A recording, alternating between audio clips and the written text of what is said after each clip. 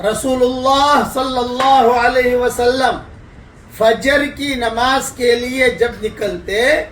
تو لوگوں کو جگاتے ہوئے نکلتے تھے، کہتے تھے نماز نماز نماز نماز،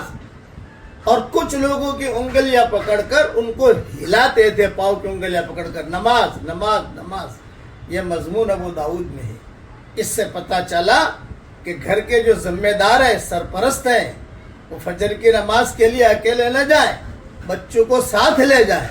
ان کو جگائیں، گھر میں بیٹے بیٹیوں بہوؤں کو سب کو جگائیں اور کہیں گے صلاۃ صلاۃ صلاۃ صلاۃ، نماز نماز نماز۔ ہاں اللہ معاف فرمائے، آج کل تو جو ہے سردی کے زمانے میں بیٹا جو ہے باہر سویا ہوا ہے اور رضائی گر گئی ہے نیچے،